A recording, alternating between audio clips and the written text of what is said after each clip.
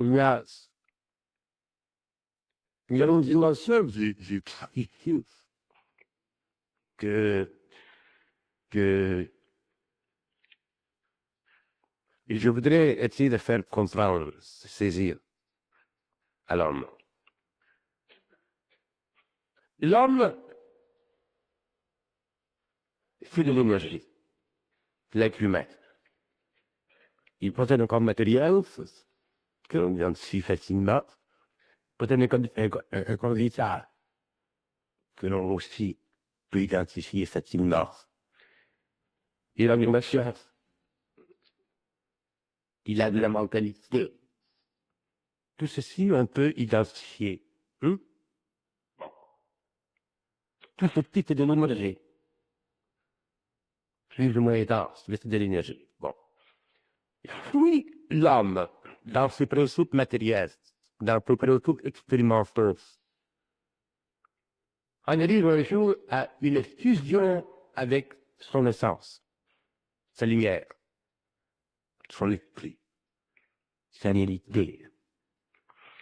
Le point vibratoire de tout ce principe intérieur monte.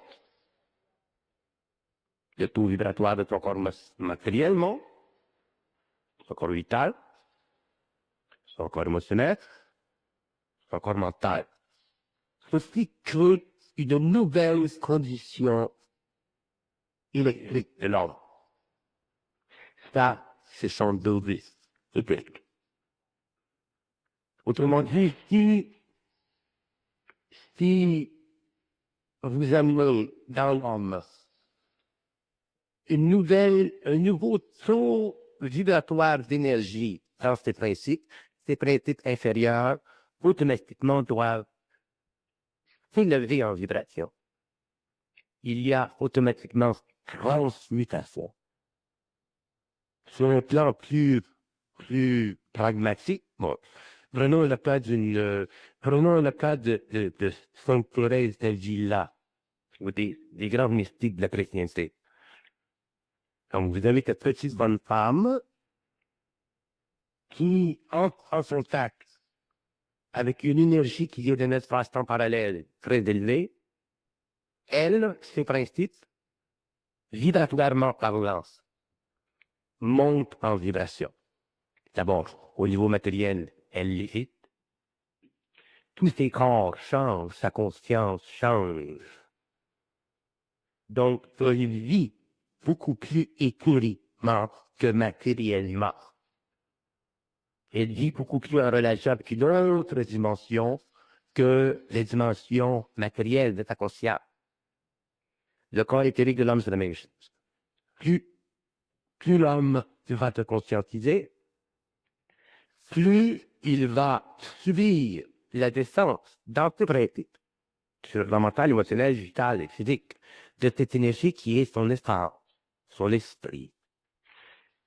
Le processus de fusion de cette énergie qui est ton essence, avec ses principes matériels planétaires, va créer une condition qui permettra à l'homme de passer d'un plan à un autre à volonté. Donc, il créera un corps éthérique. Le corps éthérique étant la transmutation totale de la conscience atomique de son corps matériel, vital, émotionnel et mental. Ça veut dire qu'on ne vient pas au monde avec un corps éthérique. Non, le corps éthérique se crée, se forme, se transforme. Plus la transmutation de l'âme. La transmutation de l'âme est très importante. Quand un être humain meurt, il fond en astral. Donc, il entre dans une autre dimension, qui est la dimension astrale, et on vient le chercher, et on l'amène sur les plans de la mort. Quand l'homme conscient meurt, sa conscience mentale, sa conscience émotionnelle, sa conscience intégrale est tellement perfectionnée que quand il sort de ton corps, il n'est pas attiré par la lumière de l'astral. Donc, il ne peut pas aller dans le monde de la mort. il ne peut être attiré que par sa propre lumière. Sa propre lumière, c'est son dos. Donc, il est amené à aller vers son propre monde. Il est amené à aller dans sa propre réalité, dans sa propre dimension. Il est peut-être amené à retourner même à sa planète d'origine, s'il a fini sur la planète Terre. Mais il ne peut pas aller dans le monde astral. Il ne peut pas être attiré par le monde astral parce que la vibration du monde astral est trop basse pour lui. Mais oui, il y a une différence entre le double éthérique et l'esprit. Le double éthérique, c'est la fusion, le résultat de la fusion de l'esprit avec la matière. Vous ne pouvez pas séparer. Le double éthérique, c'est le produit de... C'est comme la fusion, c'est le produit de... moi, je ne peux pas dire que je suis seulement mon esprit. Je suis obligé de dire que je suis mon esprit plus le personnage matériel qu'on appelle tellement de Montréal. C'est un tout. Je dis le tout. Alors, au niveau du corps éthérique, c'est la même chose.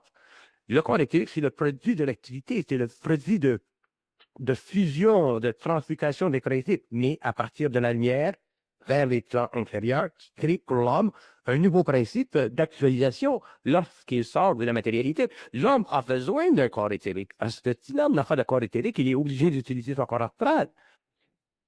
Et s'il est obligé d'utiliser le corps astral, il doit retourner au monde de la mort. Donc, l'homme de l'évolution ne doit pas mourir. Parce que mourir, ça ne fait pas partie de l'évolution. Il peut laisser son corps matériel. Je fais la distinction quand je dis ce n'est pas parce qu'un homme laisse son corps matériel qu'il meurt. Ce qui fait qu'un homme meurt, que lorsqu'il laisse son corps matériel, il s'en va dans le temps astral. Un homme peut laisser son corps matériel et ne pas mourir. Mais lorsqu'un homme laisse son corps matériel et retourne sur une certaine longueur d'onde vers l'astral, qu'il passe dans le tunnel et qu'il y rejoint là-bas, à la menu, ça c'est la mort. Et l'homme nouveau ne vivra pas parce que sa conscience sera trop élevée. Il connaîtra trop les lois de la lumière astrale, il connaîtra tous les lois du menton.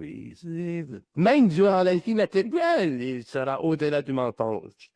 Donc, évidemment, s'il a fini son thème sur le plan matériel, parce qu'il doit continuer son évolution, son travail sur d'autres planètes immatérielles, il a besoin d'un véhicule. Le véhicule de l'homme nouveau, ce sera un corps éthérique, de la même façon que le véhicule de l'homme ancien, c'était le corps astral. J'ai pris la définition du dictionnaire ici du mot césaire. Ah, c'est un mot qui vient de la physique, qui a été inventé en 1903 et qui est décrit de la façon suivante. C'est un milieu subtil qui imprègne tous les corps et vibre sous l'action d'une source lumineuse.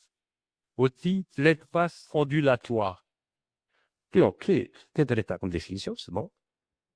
Quel commentaire? Les corps vibrent sous Le milieu subtil qui imprègne tous les corps, c'est que si on considère l'éther comme étant un suppléant de la matière, effectivement, dans un suppléant matériel, l'énergie, puisqu'on ne parle pas de lumière, puisque c'est une définition scientifique, mais l'énergie s'imprègne dans tout. Donc, l'énergie crée une relation étroite entre elle-même et la matérialité, et ça, c'est l'éthérique. ondulatoire, c'est correct. L'espace ondulatoire, c'est correct, malgré que c'est contradictoire en termes, parce que l'espace n'est jamais ondulatoire. Il veut dire que l'espace dans lequel il y a de l'ondulation. Mais l'espace ondulatoire en lui-même, c'est une contradiction en termes. D'abord, l'espace ne naît pas d'une ondulation de lumière. L'espace naît d'une perception rigoureusement éthérique de la stabilité mentale de l'énergie de la conscience atomique des corps matériaux, qui donne alors la conscience spatiale de son existence.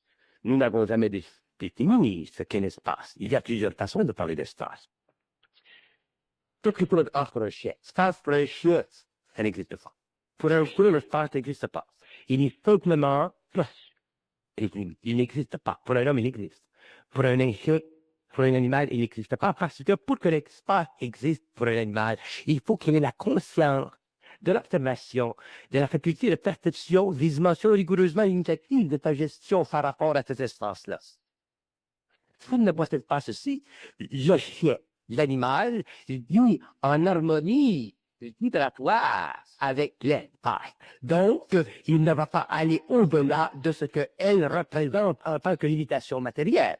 Tandis que l'homme, lui, peut essayer de dépasser les conditions purement limitatives de l'espace pour entrer dans une autre dimension. Donc, pour un animal, le concept de l'espace n'existe pas ni pour la plante ni pour le minéral. Donc, l'espace, le concept de l'espace existe pour l'homme, qu'est-ce que ça veut dire? Ça veut dire que l'homme peut nous à un certain niveau d'évolution capable de lui rendre, écoutez, capable de lui rendre ou de lui donner la facilité à accéder à une autre aspect de lui-même. La seule raison pour laquelle l'espace existe dans le cadre de la limitation psychologique de sa qualité que nous lui donnons, c'est parce que nous avons à aller plus loin dans l'existence, dans la révélation, dans la conquête, dans l'évolution, afin d'amener notre science psychologie de l'espace ou notre science physique de l'espace plus loin dans la conversion de l'énergie vis-à-vis les corps matériaux qui la composent dans leur totalité intégrale. Donc, l'espace pour l'homme matériel. Je reviendrai à l'aspect concret de ce que je veux dire quand j'aurai fini de parler. Pour l'homme matériel, l'espace n'est pas ce qu'il est en réalité. Il est ce qu'il est temporairement.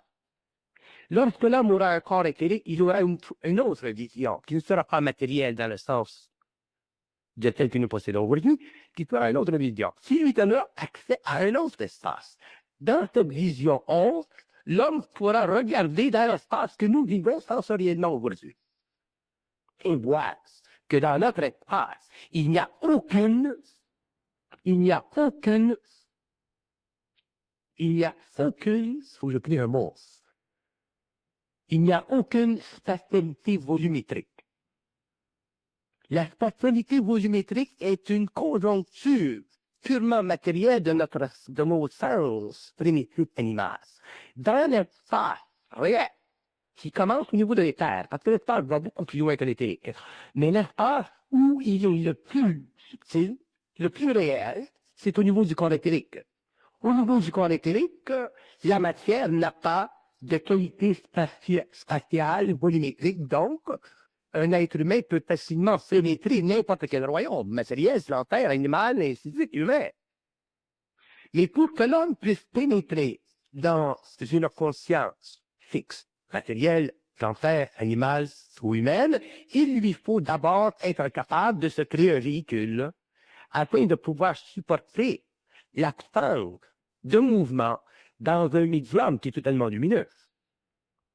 C'est comme si la salle était soudainement remplie de lumière, extrêmement intense. Il faudrait que l'homme puisse être capable de soutenir l'absence de mouvement matériel dans cette intensité lumineuse.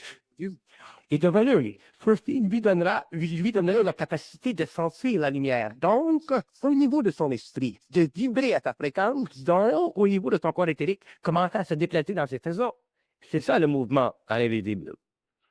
Nous avons un corps matériel qui est fonctionnel par rapport au royaume animal. Nous n'avons pas de corps matériel qui est fonctionnel par rapport au royaume de l'homme, parce que l'homme n'est pas encore arrivé sur la terre. L'évolution a conduit à la création de la matière, du plantaire, de l'animal et de l'homme inconscient. Mais l'homme inconscient n'est pas un homme réel. L'évolution conduira à créer l'homme réel, à perfectionner l'homme jupitérien, et ensuite permettre que l'homme, au lieu de se propulser dans le temps pour avoir mesure expérientielle de cette dimension cosmique, il sera capable de s'imploser dans l'espace. Ce qui lui permettra, en tant que conscient, d'investiguer toutes les propriétés matérielles qui existent sur le plan matériel, astral, mental, végétal, animal. Donc, l'homme sera non plus un être organisé, il deviendra un être organisationnel. Tandis qu'aujourd'hui, nous sommes des êtres organisés. Nous fonctionnons en fonction ou par rapport à des lois qui sont cosmiques, qui régissent le statut humain planétaire de notre planète.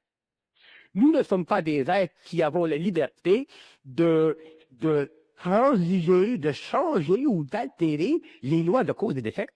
Nous sommes obligés de vivre sur les lois de cause et d'effet. Et tout fait partie du texte. Pardon.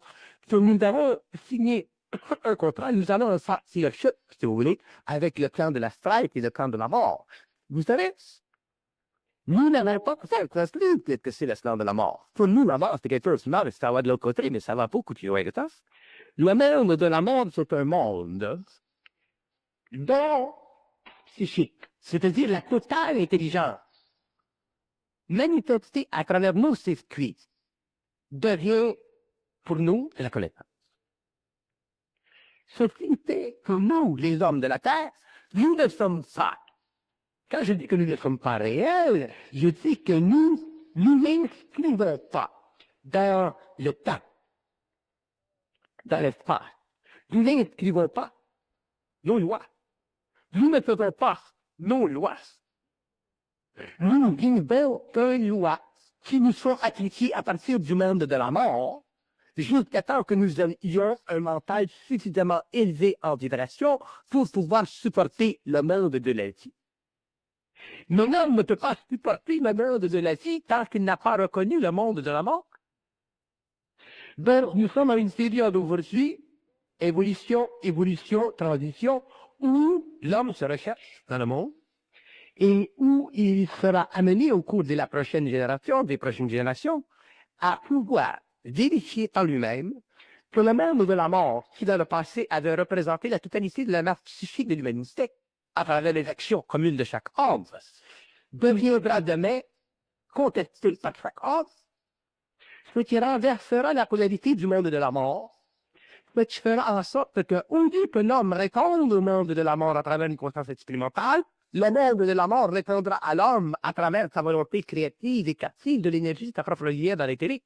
Donc, la mort deviendra pour l'homme au cours de la prochaine évolution une source énorme de pouvoir qu'il utilisera pour la science et la transmutation de la matière. Les plans les plus bas, les plans élémentaires, jusqu'au plan les plus élevés. Donc, l'homme nouveau, c'est espace au milieu de quoi affecter la connaissance, puisque là où il y a de l'accumulation de connaissances, il y a de la mort, quasiment. L'homme nouveau, en fait, fera toute connaissance. Il n'y a pas de connaissance qui vienne de la vie. Excusez ma voix, il n'y a pas de connaissance. Je ne parle pas comme ça parce que je suis protocolaire. Il n'y a... Pardon. Je m'excuse. Je vais vous redonner votre argent. Non. Sérieusement, le rhume, c'est bon, ça. Il n'y a pas, c'est très difficile pour l'homme de concevoir que la connaissance ne fait pas partie du monde de la vie. Parce que l'homme pense, et penser pour lui devient de la connaissance. L'homme arrivera à voir la différence subtile entre une pensée imprimée et une pensée créée. Mais une pensée créée n'est pas une pensée pensée, est une pensée dite. Et l'homme s'habituera à dire la pensée. Il ne la vivra pas dans le mental. Et c'est à partir de ce moment-là qu'il commencera réellement à réaliser et à changer comment de ses constitués, il commence à transmettre. Et ça se fera à partir du point où il aura compris, c'est que il pense qu'il pense. C'est qu'il y a terre là-dedans, l'ajusteur de pensée. Bon, l'ajusteur de pensée, c'est intéressant.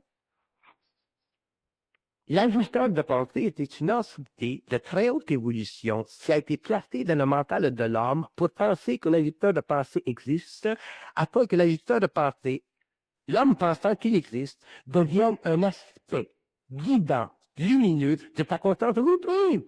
C'est vrai. Cette identité, c'était la définition appliquée de bon, on est. OK. Je vais revenir. Je ne veux pas laisser tomber ça. Parce que je vais aller plus loin. Je vais aller plus loin.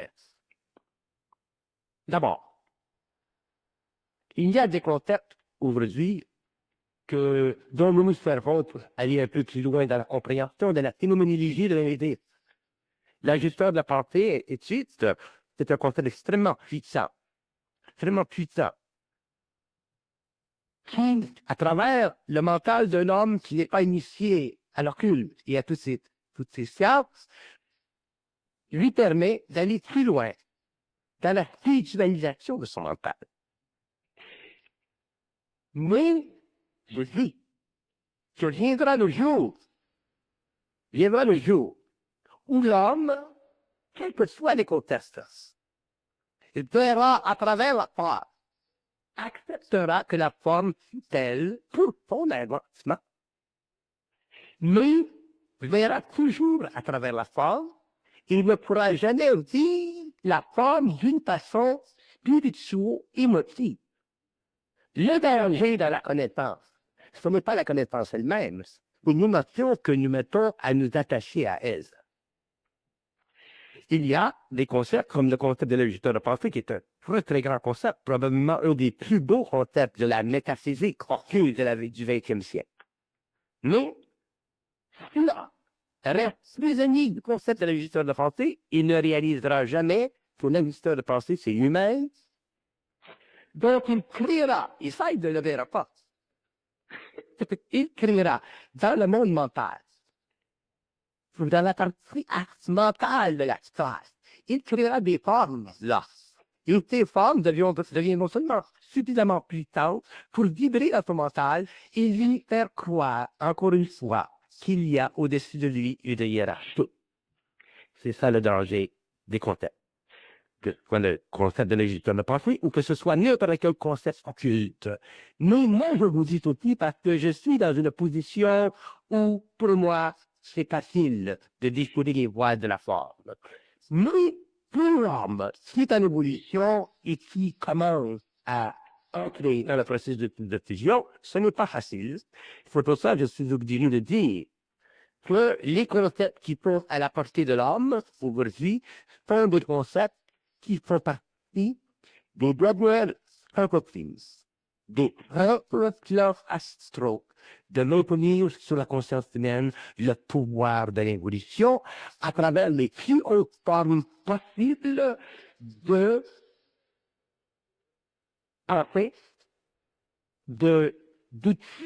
de la compréhension. Je ne peux pas vous parler plus clairement que ceci. J'essaie de faire comprendre que l'être humain, est un être intégral. Il est intégral. L'homme n'a pas besoin de plus haut ou de plus loin ou de plus avancé. L'homme est déjà intégral.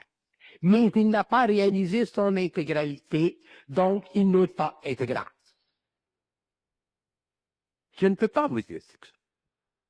L'homme devra, au cours de l'évolution, réaliser son intégralité et tout ça, la fameuse fusion, c'est ça, la fameuse intégration, c'est ça, la fameuse individuation. Tout le reste, ça fait partie de l'évolution de l'homme, ça fait partie de la connaissance de l'homme, ça fait partie de l'expérience de l'homme.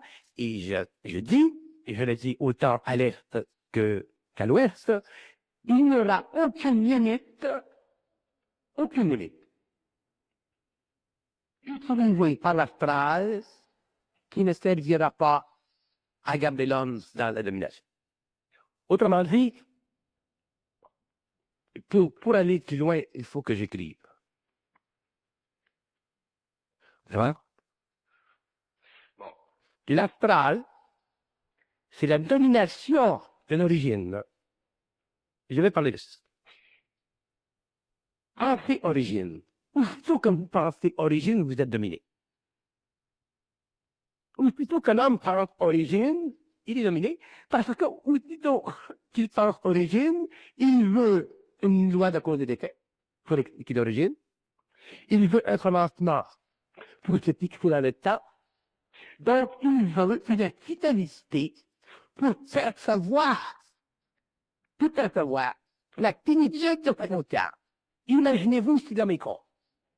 Il veut une dynamité pour faire savoir l'activité de potentiel. S'il n'est pas capable, ça, il n'est pas dans sa connaissance, il n'est pas dans sa lumière. Il n'est pas capable de supporter le fait que l'origine n'existe pas. Pour ce qui est originaire, le fait que partie de la transformation graduelle au cours des époques, de certaines conditions d'énergie émanant de certains niveaux d'intelligence à travers l'utilisation de certaines mémoires qu'on appelle le même de la mort. Mais l'homme a beaucoup de difficultés à retourner et aller au-delà de ceci pour vivre sa conscience d'une passion, d'une façon intégrale. Et c'est pour ça qu'il a besoin de soutenir. Parce que quand l'homme souffre consciemment, je ne parle pas de la conscience inconsciente, quand l'homme souffre consciemment, il est aveugle de l'âme quelque chose. Qui ne peut pas souffrir consciemment, il ne peut pas comprendre que si tu souffres consciemment, tu es obligé de comprendre. Si tu souffres inconsciemment, tu ne peux pas comprendre. Et si tu souffres consciemment, tu es obligé de comprendre. Et c'est pourquoi la souffrance que l'homme de l'évolution connaîtra, elle fait partie de toute façon de vivre l'émotivité humaine se convertit, et toute vitalité se convertit éventuellement à partir du moment où le mental et l'émotion sont dans un nouvel ordre.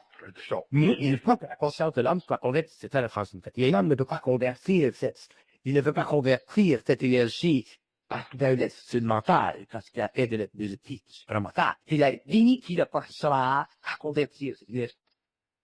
Le groupe, le corps éthérique se forme et se forme et se forme au fur et à mesure que l'âme se déforme, se déforme, se déforme. Autrement dit, c'est comme si on disait, moins il y a d'âme dans l'homme, plus il y a d'esprit. Moins il y a d'âme, moins il y a de mémoire. Plus il y a de transmutation d'énergie mentale, d'énergie émotionnelle, et c'est cette énergie-là, mentale et émotionnelle, qui crée le double éthérique. Alors, à partir de quel moment une personne peut réaliser un contact avec son double? Une personne n'a pas besoin de réaliser le contact avec son double. La personne vivra son double lorsqu'un jour il se tirera de son corps matériel. C'est quand tu sors de ton corps que tu t'aperçois que tu es dans la rue. Donc, c'est comme si vous me demandiez quand est-ce qu'une personne peut réaliser qu'il est dans son corps astral. Bon, je dirais, si un soir il se couche et il se trouve accroché au plafond, il va réaliser qu'il est dans son corps astral. À partir de quel moment est-ce que le double éthérique a une consistance suffisante pour qu'on en ait connaissance? À partir du moment où, si vous voulez, vous pouvez lui donner une densification que quelqu'un vous voit. Si vous voulez, avec le double éthérique, l'homme peut se projeter dans le temps et dans l'espace et se projeter à quelqu'un et on le voit. Ah, Jean-Paul il est venu hier soir, je l'ai vu au coin de la rue. Le double éthérique, c'est un corps matériel. C'est un corps qui fait partie des sous-plans de la matière. C'est un corps qui peut servir l'homme autant sur le plan matériel que sur les plans subtils. Bon, mais lorsque vous parlez sans avoir accès à votre mémoire, à votre pensée, vous êtes en contact avec votre double éthérique? Ben oui, quand je parle sans avoir à utiliser mes pensées subjectives ou mon émotivité subjective, j'utilise mon cerveau éthérique. Donc, ce cerveau éthérique, il est totalement fonctionnel. Et quand je parle, il fonctionne. Donc, si lui, il fonctionne, pourquoi moi, je fonctionnerais? Pourquoi moi, je m'en casserais la tête à penser à beaucoup de choses? Moi, je suis bien plus intéressé à apprendre ce qu'il a à me dire. C'est comme un cerveau électronique, c'est comme une réserve, c'est comme une banque. Donc, si je veux savoir quelque chose, je le sais. Donc, je le sais. Bon. Une personne qui commence à avoir une certaine affinité avec cette réalité, qui entreprend une communication, va avoir aussi des interférences dans cette communication. Comment est-ce qu'on peut détecter lorsque c'est le double éthérique qui est en communication, ou je sais pas, autre chose, des pensées ou des entités? Ça vient avec le temps, mais on s'en aperçoit, La règle de mesure, c'est celle-ci. Vous savez, les Grecs disaient « connais-toi toi-même ». Bon, moi, je n'aime pas cette formule grecque-là.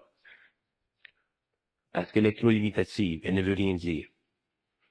Mais on peut dire, regarde tes pensées. Regarde tes pensées. Quand tu penses quelque chose, regarde.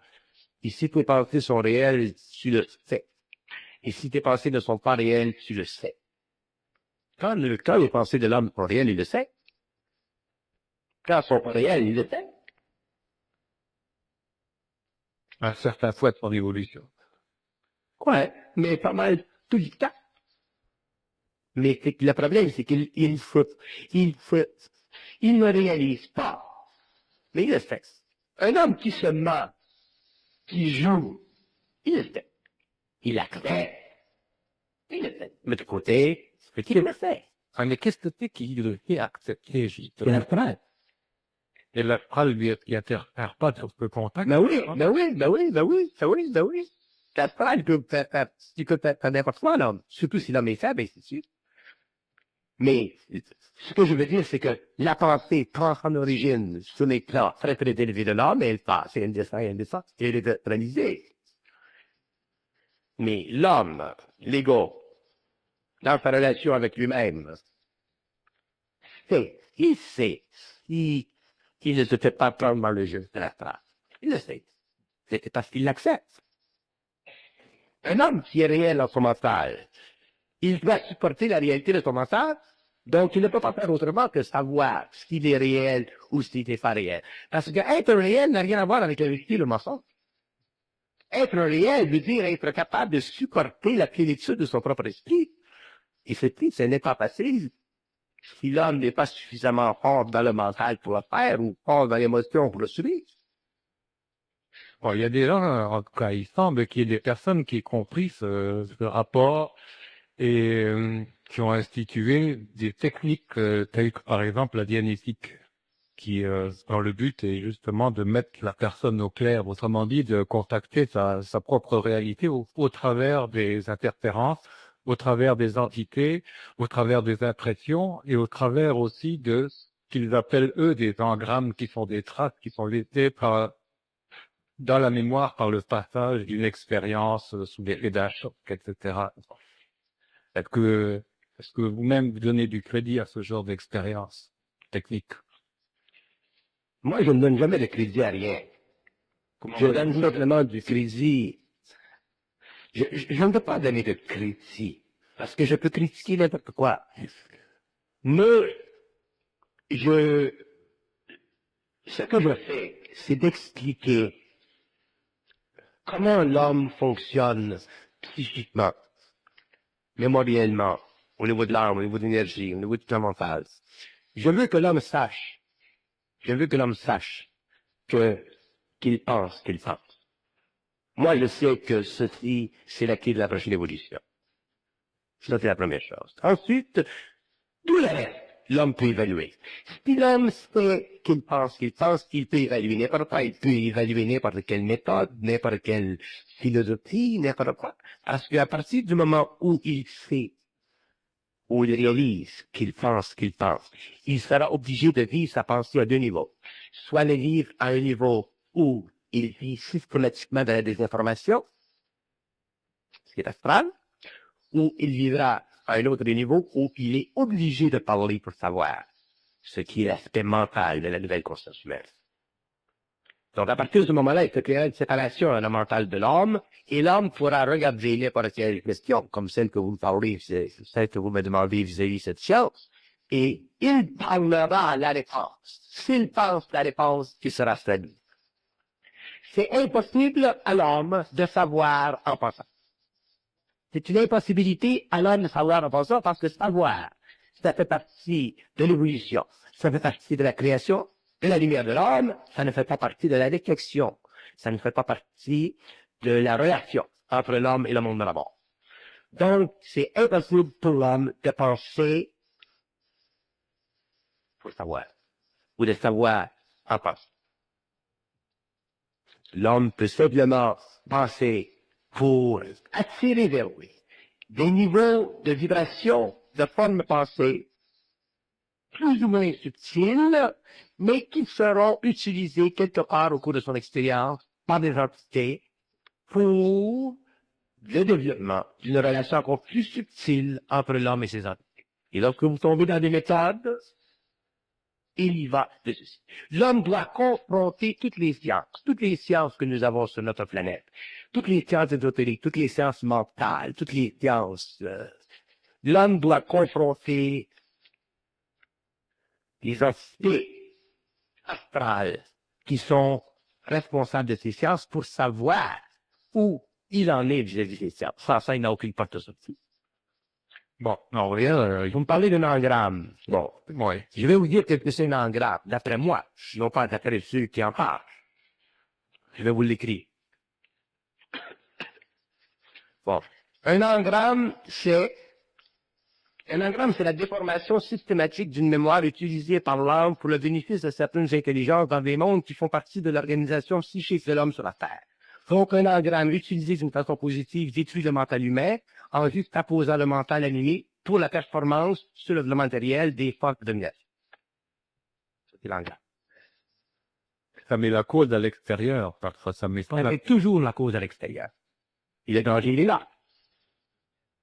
Si l'homme n'est pas capable de regarder, de parler, si l'homme n'est pas capable de parler, bon, comment je pourrais dire?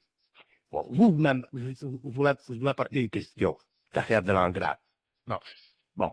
Si moi, vous me demandez qu'est-ce que c'est l'engramme, je vais dire, j'ai pas lu ça. Il va falloir que je lise, et ensuite je vous en parlerai. Ça, je suis fini. Il faut que je sois capable tout de suite de parler qu'est-ce que c'est l'engramme. Vous me demandez qu'est-ce que c'est un fétichisme, il faut que je sois capable de parler qu'un fétichisme, qu'est-ce que c'est? Qu'est-ce que c'est quelque chose? Qu'est-ce que c'est la forme? Qu'est-ce que c'est le mental? Qu'est-ce que c'est le temps? Qu'est-ce que c'est l'espace? Qu'est-ce que c'est le temps? Qu'est-ce que c'est là? Il faut que je sois capable de le dire. Sinon, si je suis obligé de penser, je suis foutu. Parce que c'est en pensant que l'homme a été amené à perdre ses liens. C'est par la pensée que l'homme a été amené à perdre son contact avec les circuits universels. La rupture entre les circuits universels et la race d'Adam, c'était justement à cause du fait que l'homme commençait à entrer dans son mental inférieur. Si les circuits universels n'avaient pas été coupés entre l'homme et eux, aujourd'hui, nous serions à un stage d'évolution extraterrestre. Mais c'est nécessaire que ces circuits soient coupés parce qu'il y avait un plan d'évolution, que d'ailleurs je suis en train d'écrire dans le livre, un plan d'évolution pour l'humanité qui devait durer tant de temps pour que l'on en arrive un jour à pouvoir se reconstituer de nouvelles mémoires. Mais à partir de s'en être vécu, subi une expérimentalement pendant les millénaires. Donc la mémoire que nous avons vécue pendant les millénaires a servi à la création de nouveaux modèles de vie sur le plan astral. Ces modèles de vie sur le plan astral ont servi à la constitution éventuelle sur le plan génétique de l'évolution de l'humanité telle que nous sommes aujourd'hui. Et à partir de l'évolution, nous préciserons avec ceci, nous n'aurons plus besoin des plans des modèles de vie utilisés par l'astral. Donc, nous n'aurons plus besoin de vivre dans notre corporalité matérielle telle que nous vivons aujourd'hui. Nous dépenserons beaucoup plus de temps dans notre conscience éthérique que dans notre corporalité matérielle. Donc, nous devons, des hommes de la Terre, en arriver un jour à parler ce que nous savons, et non pas à penser à ce que nous pourrions savoir, puisque penser ne fait pas partie de l'évolution. Penser fait partie de la programmation évolutive de l'astral à travers le mental de l'être. D'ailleurs, moi je l'ai fait dans mes séminaires avec des gens, j'en donne l'expérience. Quand on réalise que si on prend un être humain et qu'on le confronte à une question qui n'est pas de son ressort de répondre, à cause de ma vibration, la réponse est donnée. L'être humain est surpris de savoir ceci. Et ensuite, il s'aperçoit qu'il sait ceci parce qu'il a eu de l'information qui est activement programmée. Donc, il commence à prendre conscience que ce n'était pas lui qui savait, mais que c'était communiqué à travers lui. Et que la seule sécurité pour le temps présent qu'il a de recevoir cette information, c'est parce que moi, je suis là temporairement pour vérifier ce qu'il reçoit. remettez cet être humain dans une condition de vie normale. Donc, il n'a pas la capacité de filtrer ce qu'il reçoit. Il retombe encore sous le fardeau de la fragilité. C'est la situation de l'évolution de l'homme. Ce n'est pas parce que l'être humain est très sensible et qu'il reçoit de l'information télépathique que cette information est nécessairement réelle. Regardez ceux qui vivent des expériences de haute frustration psychique, là, qui se font dire dans leur tête, vends ta maison, va-t'en à tel endroit, les ovnis vont venir te chercher. Le type, il vend sa maison, il perd sa job. C'est écœurant, la manipulation. C'est la schizophrénie là-dedans. La schizophrénie, ça fait partie du même mal. Seulement, la schizophrénie, c'est plus avancé, c'est un niveau de possession qui va aller jusqu'à la matérialisation d'une forme astrale. Mais c'est toute la même chose. Ça vient de l'astral. L'astral se superimpose sur le conscient humain à travers le plexus solaire, où il a la connexion, et à travers l'œil qui se tient sa vision dans le monde matériel. Expliquez-moi pourquoi je suis réfractaire au mot entité. Vous êtes réfractaire au mot entité parce que vous avez l'impression que le mot entité fait partie d'une réalité qui n'est pas réellement enregistrée dans l'organisation psychique de l'homme, mais que c'est une réalité qui fait simplement partie de l'organisation psychologique d'une instruction ou d'une science qui tend à donner ou à créer des miroirs pour que l'homme apprenne à avancer subtilement dans le monde encore indéfini d'une réalité qu'il ne connaît pas totalement. Autrement dit, des concepts forgés par l'esprit. Voilà, des concepts forgés par l'esprit. Autrement dit, c'est comme si je disais, ce n'est pas mauvais votre situation. Ce n'est pas mauvais votre situation. Parce que l'homme, d'ailleurs, ça aurait dû être comme ça auparavant. Si les hommes s'étaient nés auparavant, aujourd'hui, on serait peut-être plus avancé. Mais,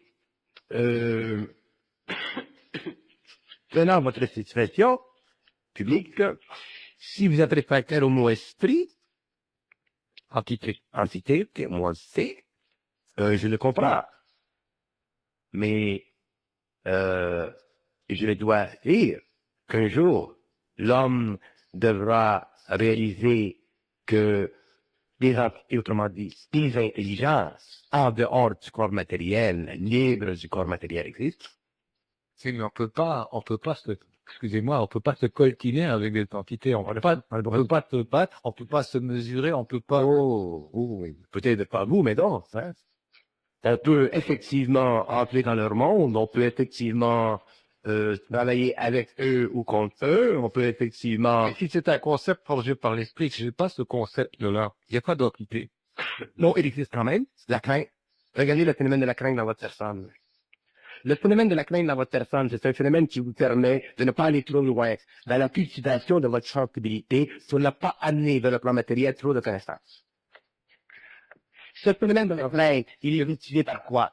Il est cultivé par de très hautes densités parce que vous avez contact avec un très haut niveau densité. Quand je parle d'entité, je ne parle pas d'entité simplement de l'essence négative.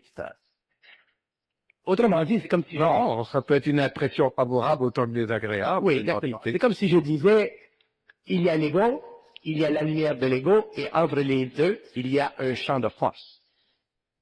Dans ce champ de force, il y a ce que j'appelle des entités, autrement dit des intelligences qui ne sont pas corporelles. Avec l'évolution, pendant l'évolution, la relation entre la lumière de l'ego, entre la lumière de l'ego, elle était très tenue parce que la relation entre le champ de force et l'ego était très puissante. Pendant l'évolution, la relation entre le champ de force et l'ego va être extrêmement diminuée, donc la relation entre la lumière de l'homme et l'ego va être très puissante. Ce sera l'évolution. Donc, le terme entité, le terme entité ne représente simplement un concept pour définir catégoriquement un niveau d'évolution, un niveau d'intelligence, un niveau d'organisation qui existe dans les temps parallèles. Peut-être que ça prend le concept de l'entité pour avoir justement une communication télépathique.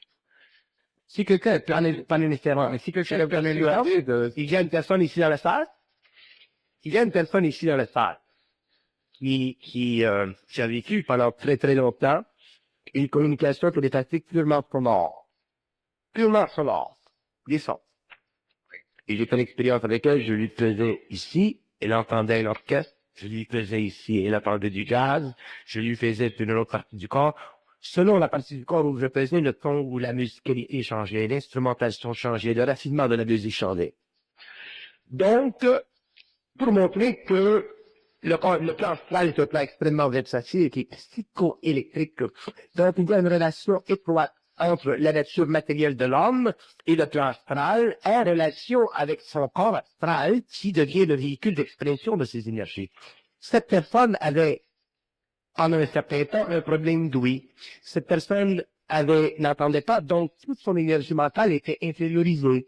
Étant infériorisée, elle est devenue automatiquement susceptible à cette énergie interne, ses centres psychiques se sont développés, et il est venu un point où elle n'entendait pas de voix qui lui parlait, mais elle entendait constamment de la musique.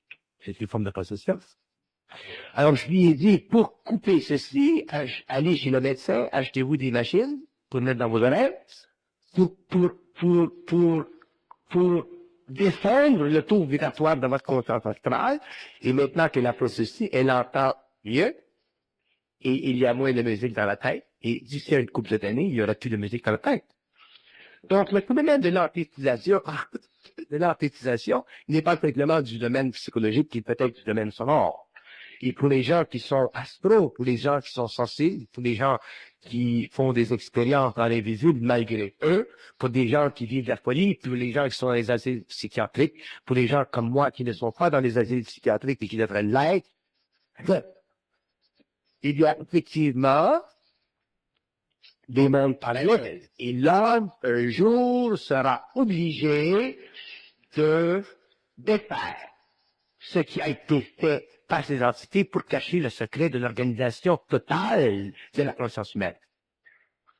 L'homme ne peut pas aller indéfiniment et se cacher à travers les investitures de la psychologie ou de la philosophie matérialiste pour dire, mais ça, c'est pour les femmes, ou ça, c'est les psychiatres, ou les psychologues, ou les gens savants, et je connais des gens très, très savants qui s'intéressent à ces choses. Ces gens, demain, seront obligés de s'intéresser à ces choses et de les comprendre, parce que ces choses, une fois comprises, feront en sorte que l'homme ne vivra plus sa conscience sur le plan matériel comme auparavant. Moi, je respecte très bien la question que vous me posez concernant les entités. Moi, je me mets dans votre peau lorsque j'avais 29 ans ou 30 ans avant la fusion. Et si on m'avait posé ou si on m'avait parlé de choses dont moi je parle aujourd'hui, j'aurais posé la même question. Mais je donne aujourd'hui l'avantage à l'homme oriental et à l'homme occidental de regarder un petit peu plus loin que son nez. Je veux dire, en acceptant le concept de l'entité, est-ce qu'on n'est pas en train de donner du crédit, justement, à la phrase de la Non, c'est le contraire. C'est quand vous refusez le concept de l'entité. Regardez quand voilà. C'est subtil, hein? Oui. Moi, je l'ai fait les vibrations tout de suite. Aussitôt. Écoutez. La lumière. Ce qu'on appelle la lumière, c'est la force créative dans l'homme, ok? Elle est très personnelle. Et c'est partie de l'homme, intégrale. La lumière n'a aucune relation avec la réalité. La lumière n'a aucune relation avec la réalité. La réalité est l'expression de son mouvement dans l'état et la vie. Quand l'homme vivra la lumière, il vivra la création des conditions spatio-temporelles de son psychisme. Donc, il sera libre à explorer toutes les dimensionnalités spatio-temporelles de sa réalité. Donc, que ce soit une réalité matérielle, psychique, vitale, mentale, émotionnelle, astrale, mortelle. La lumière, c'est un mouvement d'énergie créative. L'homme doit être réceptif à cette énergie puisqu'elle peut être de lui, puisqu'elle le constitue.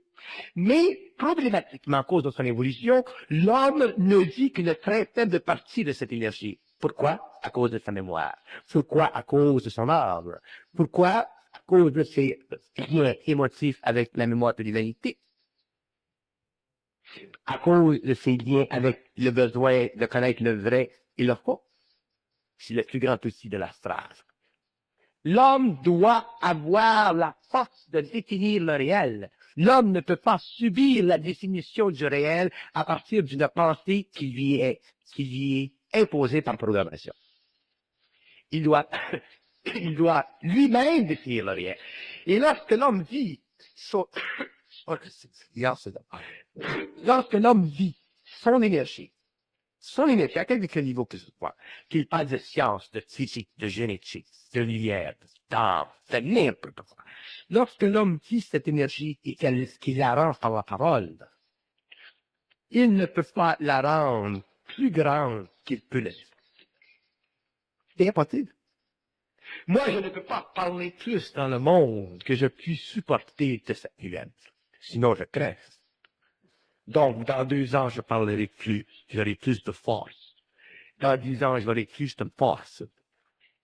Pourquoi est-ce que j'écris entité égale espace mental? Fusion égale vide mental. Où est l'entité dans le vide mental de la fusion? Entité égale espace mental, parce que l'entité vit dans le mental de l'homme. L'entité vit. Oui. Le monde, Et dans votre cas, si vous vivez d'une vide mentale, vous êtes le produit du double éthérique de la fusion, donc du vide, de l'absence. oui. Où est l'entité là-dedans? Comment pouvez-vous communiquer avec les entités si vous n'avez pas de... Il y a un vide mental pour créer quelque chose, une fois? Non, je crée par la parole. Je communique par la parole. Ben, à ce moment-là, est-ce que vous créez pas l'entité par la parole? Non. Comme un support? Oui, c'est intéressant. La question, c'est intéressant. On ne peut pas créer une entité par la parole parce que la parole ne sert pas à créer une forme, elle sert à déplacer de l'énergie. La pensée, elle, sert à créer une forme. Mais la parole ne sert pas à créer une forme, elle sert à déplacer de l'énergie.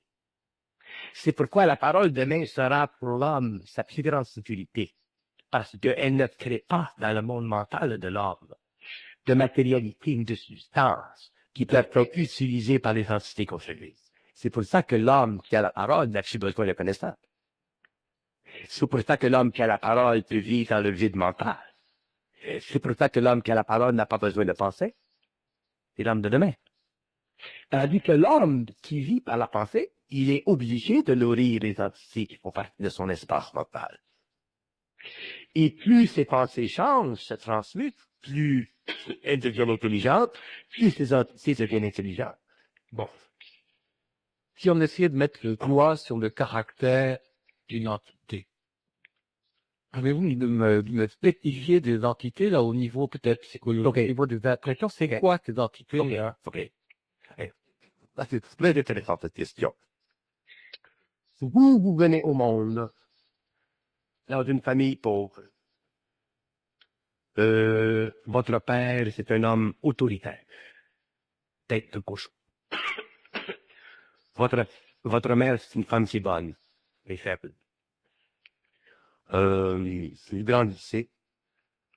Et l'autorité de votre père vous marque. Il vous marque. Elle vous marque. Elle vous marque. Elle vous marque. Pendant des années et des années. Donc, astralement parlant, vous développez une sorte d'insécurité psychologique au niveau de l'ego. Par contre, la bonté et la sensibilité de votre mère vous permet de garder une sorte de raffinement instinctuel au niveau de la sensibilité. Au fur et à mesure que vous avancez dans la vie, et que vous allez dans le monde, et que vous allez chercher de la pensée, que vous nourrissez des pensées, les pensées que vous allez nourrir seront en fonction de votre force et de votre faiblesse. Donc, il y aura en vous de l'entité qui sera reliée à l'activité astralisante de votre père. Il y aura en vous des pensées qui seront reliées à l'activité astralisante de votre mère. Donc, vous pouvez très bien avoir 2 entités qui sont connectées à votre psychisme. Si votre père a été très, très autoritaire et réellement dur, vous pouvez vivre une connexion avec une entité sur ce plan qui vous amènera au cours, par exemple, de certaines conversations avec le psychologue. Avec le psychologue vous dit, ben, écoutez, vous avez des relations avec un père qui a été de telle façon, vous avez des relations avec une mère qui a été de telle façon. Là, en fait, ce sont des entités de telle façon qui ont donné à votre père et à votre mère telle façon. Qui ont fait connecter avec vous continuellement de telle façon. C'est un jeu. C'est un jeu. Et c'est ça que l'homme nouveau découvrira. C'est un jeu. Moi, je connais des gens qui se sont, pendant des années, flagellés de leur tempérament, de leur caractère et tout de suite.